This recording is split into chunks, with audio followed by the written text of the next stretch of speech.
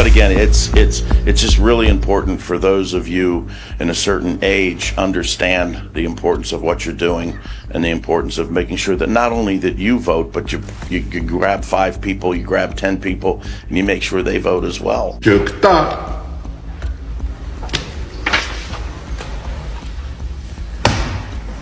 Sali Berisha, kryetari i Partisë Demokratike, deklaroi se Edi Rama është i vetmi kryeministër në historinë e Europës të cilit i është anulluar një darkë zyrtare duke krahasuar me liderët autoritar si Enver Hoxha apo Gaddafi.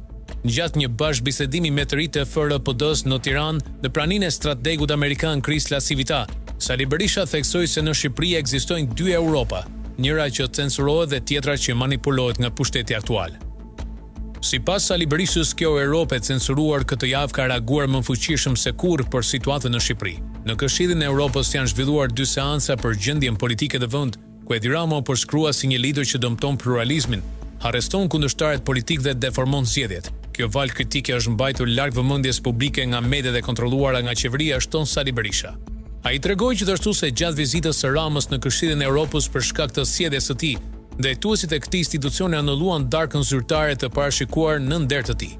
Pas këtij vendimi, sipas Berishës, drejtuesit e Komisionit Evropian morën qindra mesazhe kërcënuese nga grupet e lidhura me krimin shqiptar. Sali Berisha përmendi edhe një seancë në Komisionin e Punëve të Jashtme dhe të Sigurisë në Parlamentin Evropian, ku diskutua për gjendjen e zgjedhjeve në Shqipëri. Ai tha se Rama paraqit si një narkodiktator që nuk respekton ligjin dhe opozitën. Në mbyllje, Berisha tha se fasada e qeverisë Rama porozzohet në sytë e Europës. Kjo Europë, nga mediat e mëdha të kontrolluara nga qeveria, u censuruat plotësisht.